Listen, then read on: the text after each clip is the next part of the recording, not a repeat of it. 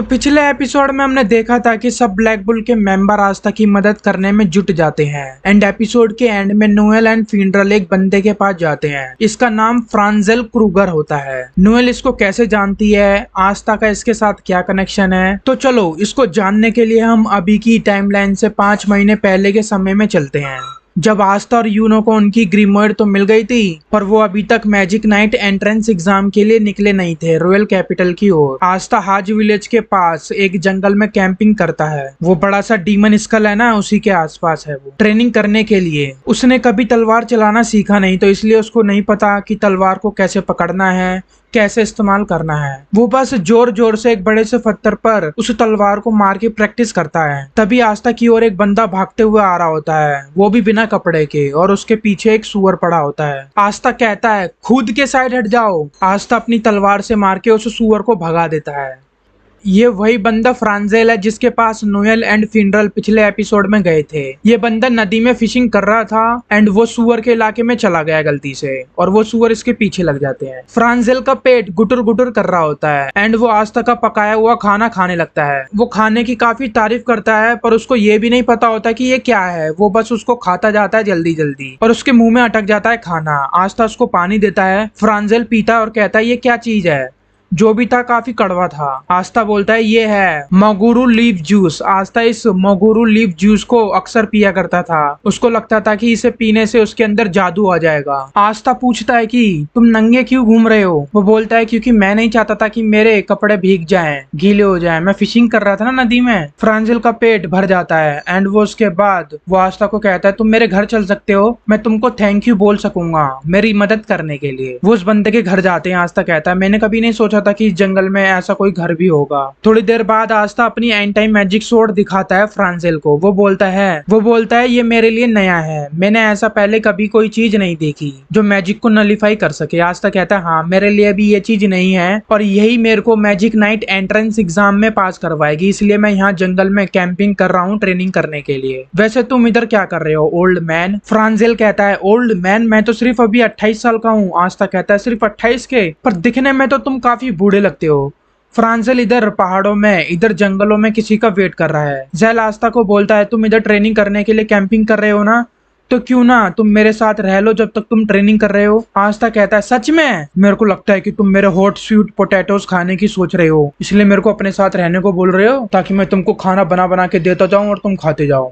ज़ैल कहता है आपको दूसरों के साथ अपनी मुलाकात और संबंधों को संजो कर रखना चाहिए। तुमको दोस्ती को रिस्पेक्ट देनी चाहिए। वे एक दिन दूर हो सकते हैं, लेकिन वे सभी अनुभव हैं जो तुम्हारे दिल में बनते हैं, मतलब ये हमारे दिल को बिल्डअप करते हैं। आस्था सोचने लगता है कि अगर यूनो होता तो वो क्या कहता। यूनो तो सीधा ही मना कर देता, वो बहुत सस्पिशियस होता, शक करता, पर आस्था उसका उल्टा करता है। वो ज़ैल के साथ रहने के लिए हाँ कर देता है। आस्था ट्रेनिंग करता है खुद से ही, पर वो तलवार को अच्छे से नहीं चला पाता। ज़ैल कहता है क्योंकि तुम अपने पैरों पे पर्याप्त जोर नहीं डाल रहे हो। तुम जैसे ही तलवार चलाते हो तुम दूसरा वार करने की कोशिश करते हो जल्द से जल्द, और ये काम नहीं कर रहा। सही कहा ना मैंने, तुम अपना बैलेंस खो देते हो। हमेशा सुनिश्चित करें कि तुम्हारे पैर की उंगलियां उसी दिशा में हो जिस दिशा में तुम्हारी तलवार हो। कहने का मतलब जिस दिशा में तुम हमला करना चाहते हो उसी दिशा में तुम्हारे पैर हो, और अपने सीधे पैर को आधा कदम आगे रखो अपने उल्टे पैर के सामने। आस्था अपनी तलवार अच्छे से चला पाता है जब वो बिल्कुल वैसा ही करता है जैसा ज़ैल उसे कहता है। आस्था कहता है क्या तुम भी तलवारगिरी करते हो क्या। ज़ैल कहता है जो मैं करता हूँ वो एक्चुअली में तलवारबाजी नहीं होती, मतलब होती है पर वो एक तरह से तलवार नहीं होती जो मैं इस्तेमाल करता हूँ। वो एक डंडी उठाता है और अपना मैजिक यूज करता है। उसका विंड मैजिक एक तलवार का आकार ले लेता है, और इसी से वो थोड़ा बहुत तलवारबाजी करना सीखता है। आस्था बोलता है प्लीज मेरे को भी सिखा दो, जो भी तुम मेरे को सिखाओगे वो मेरा बहुत काम आएगा, प्लीज प्लीज प्लीज। ज़ैल हाँ कर देता है। आस्था खुशी के मारे झूम रहा होता है। So cool. ज़ैल कहता है पर मेरी एक शर्त है। वो आस्था से पूछता है कि तुम ताकतवर क्यों बनना चाहते हो। आस्था कहता है विज़र्ड किंग बनने के लिए। ज़ैल कहता है ओह अच्छा। आस्था बोलता है क्या तुम हंसोगे नहीं मेरे ऊपर, क्योंकि ये नामुमकिन है। जिस तरह से सब हंसते हैं तुम नहीं हंसोगे। ज़ैल बोलता है ये पता कैसे चलेगा कि मुमकिन है या नहीं जब तक तुम कोशिश ही नहीं करोगे। ज़ैल आस्था से कहता है जो भी मैं तुमको सिखा रहा हूँ और जो सिखाऊंगा उसको तुम सिर्फ अपने सपनों को पूरा करने में इस्तेमाल करोगे, ना कि किसी कमजोरों को चोट पहुंचाने में। आस्था बोलता है प्रॉमिस। तो डील पक्की हो जाती है। जेल उसको ट्रेनिंग देना चालू कर देता है। शाम को डिनर करते समय जेल आस्था से कहता है कि तुम फैंटेस्टिक हो, तुम्हारा डिफेंस और ऑफेंस दोनों मस्त है, तुम्हारा फुटवर्क भी इम्प्रूव हो रहा है। आस्था कहता है तुम इतने तो ताकतवर हो तो तुम उस सुअर से खुद क्यों नहीं लड़े। ज़ैल बोलता है क्योंकि मेरे पास मेरी ग्रिमोयर नहीं थी उस टाइम, बिना ग्रिमोयर के मैं अपना मैजिक यूज करके स्वॉर्ड नहीं बना सकता, और हाँ मैं कोई बड़ा ताकतवर नहीं, मेरी स्किल इतनी एडवांस नहीं है। आस्था कहता है पर तुम एक गुड टीचर हो। ज़ैल बोलता है कि पहले मैं टीचर हुआ करता था, मैंने कम से कम 100 से ज्यादा बच्चों को पढ़ाया है और उन सभी में से तुम सबसे ज्यादा तेजी से प्रोग्रेस कर रहे हो, अगर रैंक देनी हो तो तुम टॉप 3 में होगे। एंड देन ज़ैल अपने आप में ही कहने लगता है कि नहीं, शायद टॉप 2 में। पहले वाले को काउंट नहीं करना चाहिए क्योंकि वो तलवार को एक तलवार की तरह इस्तेमाल ही नहीं करता था। खैर छोड़ो, अगर तुम एक मैजिक नाइट बन भी गए तब भी तुम एक अच्छे तलवारबाज के रूप में जाने जाओगे, तुम एकदम बढ़िया कर रहे हो। आस्था कहता है ओ अच्छा, तो चलो दोबारा से ट्रेनिंग करें। खाने के बीच में वो ट्रेनिंग के लिए भाग जाता है। कुछ दिनों तक वो ट्रेनिंग करते ही रहते हैं। फिर एक दिन मैरिएला नाम की एक लड़की ज़ैल के पास आती है। ये उसकी स्टूडेंट है एंड वो ज़ैल की फियांसे को ढूंढने में मदद कर रही है। आस्था कहता है अगर तुमको अपने फियांसे को ढूंढना ही है तो तुम खुद क्यों नहीं ढूंढते। ज़ैल कहता है मैं ऐसा नहीं कर सकता, अगर मैंने ऐसा किया तो दुश्मनों का ध्यान मेरी ओर आ जाएगा और ये बिल्कुल भी अच्छा नहीं होगा मेरे लिए और मेरी फियांसे के लिए। आस्था मैरिएला से कहता है आई एम आस्था फ्रॉम हाज विलेज एंड ये ओल्ड मैन मेरी ट्रेनिंग करने में मदद कर रहा है। मैरिएला कहती है ये कोई आम बुढ़ऊ नहीं है, ये एक अमेजिंग ओल्ड मैन है, तो तुम इसको ऐसे ही ओल्ड मैन नहीं कह सकते, थोड़ा रिस्पेक्ट दो। ये कोई नॉर्मल ओल्ड मैन नहीं है जिसको तुम ऐसे ही कैजुअली ओल्ड मैन बोल सकते हो। आस्था कहता है मैं एक ओल्ड मैन को ओल्ड मैन ना कहूँ तो क्या कहूँ, मैं कैसे एक ओल्ड मैन को ओल्ड मैन कह के पुकार कर इसको रिस्पेक्ट दूं। कहने का मतलब है कि मैं कैसे ओल्ड मैन का शब्द यूज करके ही इसको रिस्पेक्ट दूं। ओल्ड मैन काफी कंफ्यूजन हो गया होगा। खैर जाने दो, इतना इंपॉर्टेंट सीन नहीं है ये। अगर तुमको समझ आ गया तो कमेंट में ओल्ड मैन लिखकर स्पैम कर दो। फ्रांजेल मैरिएला से पूछता है कि तो कहाँ है डोमिनांटे। वो बोलती है आई एम सॉरी, पर शायद वो मर चुकी है। उसके बाद फ्रांजेल आस्था को बहुत कुछ बताता है कि वो और उसकी फियांसे डायमंड किंगडम की फौज से बिलोंग करती है। वो दोनों डायमंड किंगडम की फौज का निर्दयी व्यवहार सह नहीं पाए और वो वहां से भागने लगे, पर असैसिन्स ने उनका पीछा नहीं छोड़ा, दुश्मन लोगों ने उनका पीछा नहीं छोड़ा। डोमिनांटे और फ्रांजेल बिछड़ जाते हैं जब उनका पीछा हो रहा था। उसके बाद मैरिएला फ्रांजेल की मदद कर रही है उसकी फियांसों को ढूंढने में।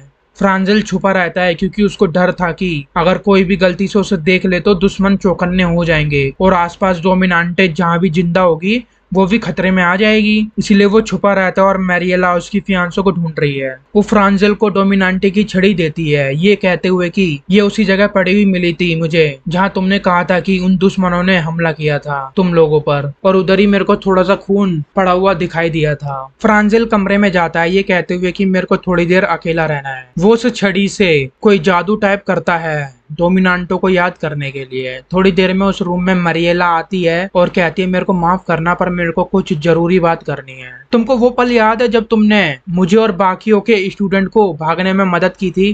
फ्रांजेल स्माइल करता है और कहता है हाँ कैसे हैं सब लोग। मैरिएला फ्रांजेल के पीठ पीछे छुरा भोंक देती है और कहती है सबको डायमंड किंगडम ने मार दिया, सिर्फ मैं ही जिंदा बची हूँ। फ्रांजेल उस छुरे को बाहर निकालते हुए जैसे ही पीछे मुड़ता है बचने के लिए कई सारे असैसिन्स फ्रांजेल को पकड़ लेते हैं। फ्रांजेल कहता है तुम ये क्या कर रही हो। मैरिएला कहती है कि अब ये मेरा काम है, मैं डायमंड किंगडम को इन्फॉर्मेशन देती हूँ और दल बदलुओं को मारने का काम करती हूँ। चिंता मत करो, मैं तुमको अभी नहीं मारूंगी, मेरे को ऑर्डर्स मिले हैं तुमको जिंदा पकड़ने का। और हाँ ये पूरा घर चारों ओर से घिरा हुआ है तो बिल्कुल भी भागने की कोशिश मत करना। एक मेज वॉरियर अपने अंतिम अवस्था में पहुंच चुका है एंड डायमंड किंगडम को तुम्हारी जरूरत है उस बंदे में एडजस्टमेंट करने के लिए ताकि वो प्रॉपरली काम कर सके। फ्रांजेल कहता है कि उस लड़के का नाम मार्स है, इस तरह से बात करना बंद करो कि वो एक हथियार है। फिर आस्था उधर आता है चिल्लाते हुए दरवाजा तोड़ते हुए। आस्था कहता है कि ओल्ड मैन तुम ठीक हो, और ओए तुम मैरिएला तुम उसके लिए ग्रेटफुल नहीं हो जो ओल्ड मैन ने तुम्हारे साथ किया।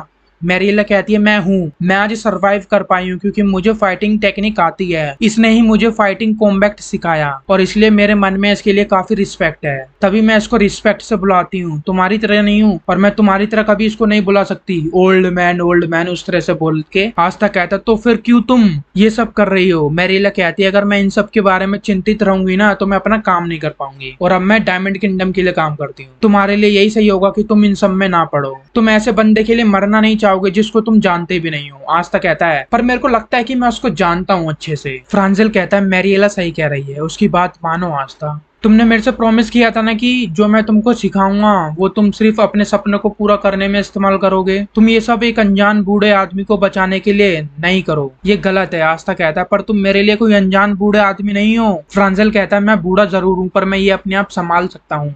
आस्था बोलता है पर तुम घायल हो, खून आ रहा है। फ्रांजिल कहता है मैं अपने आप से वादा करता हूँ कि मैं इधर नहीं मरूंगा, सो तुम जाओ और यहाँ से भाग जाओ। आस्था कहता है मरना मत, प्रॉमिस करो कि तुम नहीं मरोगे जब तक मैं तुमको अगली बार जिंदा ना देख लूं। आस्था वहां से चला जाता है एंड थोड़ी देर बाद आस्था वापस भागते हुए आता है और उन असैसिन्स, उन दुश्मनों को ढेर करने लगता है। फ्रांजिल कहता है आस्था प्लीज मेरे को अकेला छोड़ दो, मुझे कोई फर्क नहीं पड़ता कि अब मेरे साथ क्या हो, मैंने उम्मीद छोड़ दिया जीने की, अब कोई वजह ही नहीं बची है मेरी जिंदा होने की। आस्था कहता है बिल्कुल नहीं, तुमको कोई वजह चाहिए जीने के लिए, जिंदगी तुमको ऐसे कोई वजह नहीं देगी जीने के लिए, तुम्हें वजह ढूंढनी होगी अपने लिए जीने के लिए। उसमें मेहनत लगती है, बहुत काम लगता है, बहुत काम करना पड़ता है। अगर तुम समझ गए तो उठो और मेरी मदद करो इन दुश्मनों को मारने में। आस्था दुश्मनों से लड़ रहा होता है और कई सारों को तो वो ढेर भी कर चुका है। फिर फ्रांजिल अपने जादू से बहुत सारे दुश्मनों को एक ही बार में ढेर कर देता है और आस्था से कहता है सॉरी वो बेकार से क्षण के लिए, अब मेरे को अच्छा महसूस हो रहा है। मैरिएला आस्था पर हमला करती है पर आस्था उसके मैजिक को नलीफाई कर देता है। कई सारे दुश्मन आके आस्था और फ्रांजिल को घेर लेते हैं। आस्था कहता है हे ओल्ड मैन, क्या तुमने हार मान ली? फ्रांजिल कहता है कि सिर्फ हम ही खुद अपने लिए डिसाइड कर सकते हैं कि हमें हारना है या नहीं, और तुम्हारी वजह से मैंने अभी अभी रियलाइज किया कि आज वो दिन नहीं है जहां मैं हारूंगा या मरूंगा। मैरिएला पीछे हटना सही समझती है और अपने सभी साथियों को कहती है कि चलो हम यहाँ से चले वापस, जख्मियों को उठा लो। आस्था कहता है तुम जा रही हो इतनी जल्दी? वो कहती है हाँ, सरप्राइज अटैक करने के लिए तुम 3 गुना ज्यादा होने चाहिए दुश्मन की ताकत का, और अगर तुम्हारे आधे लोग ढेर हो जाएं तो अपनी रणनीति में बदलाव लाओ, और अगर दोबारा से आधे लोग ढेर हो जाएं तो पीछे हटना ही सही होता है। ये उसको फ्रांजिल ने सिखाया था। वो वहां से चली जाती है ये कहते हुए कि ये मत समझना कि सब कुछ खत्म हो गया है, मेरे को अगर पूरी जिंदगी भी लगाने पड़े तुमको पकड़ने में तो मैं लगा दूंगी।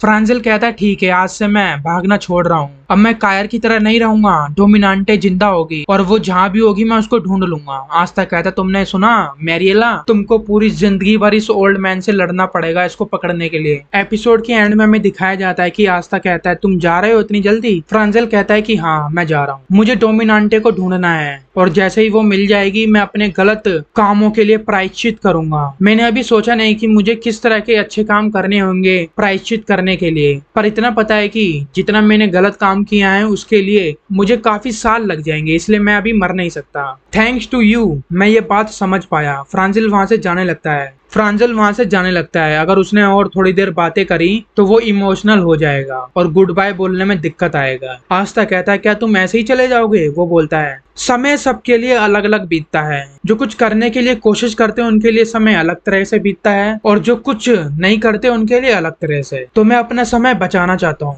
तुम्हारे पास वो सब चीजें हैं जो तुम्हें चाहिए उस काम के लिए जो तुम्हें करना है, तो विज़र्ड किंग जरूर बनना। तो गाइज यहाँ पे एक बहुत अच्छी बात कही फ्रांजिल ने कि जो समय है ना भाई साहब, वो एक बार बीत गया ना तो दोबारा नहीं आएगा, और वो समय हर किसी के लिए अलग अलग तरह से बीतता है। जो कुछ करने के लिए कोशिश करता है उसके लिए अलग, और जो लोग कुछ नहीं करना चाहते, सिर्फ पड़े रहते हैं, कुछ काम धंधा करते नहीं है, उनके लिए अलग। और उसने एक और पॉइंट ऐड ऑन किया कि अगर तुम कुछ करना चाहते हो ना तो उसे करना स्टार्ट कर दो, ये मत सोचो कि तुम उसके लिए अभी तैयार नहीं हो। जब तक तुम करोगे नहीं तुम्हें कैसे पता चलेगा कि तुम अभी तैयार नहीं हो और वो पॉसिबल भी है कि या नहीं। बस करना स्टार्ट कर दो, भले ही चाहे कितना भी टाइम लगे। तो अब हम अपने एपिसोड पर वापस आते हैं। आस्था अपने विलेज की ओर वापस जाने लगता है और थोड़ी देर बाद ही फ्रांजिल आस्था के पास भागते हुए आता है। उसके पीछे एक सुअर लगा होता है और वो आस्था से कहता है तुमको एक अंतिम चीज सिखानी बाकी है, तो इस सुअर को मार के बचा लो मेरे को प्लीज। आस्था कहता है तुम खुद ही इस सुअर से छुटकारा पाओ, और तुम दोबारा से नंगा होके क्यों घूम रहे हो? भाई इस बंदे को नंगा घूमने का बहुत शौक है यार। आपका क्या ख्याल है इस फ्रांजिल के बारे में? बंदा जब देखो नंगा ही घूमता रहता है।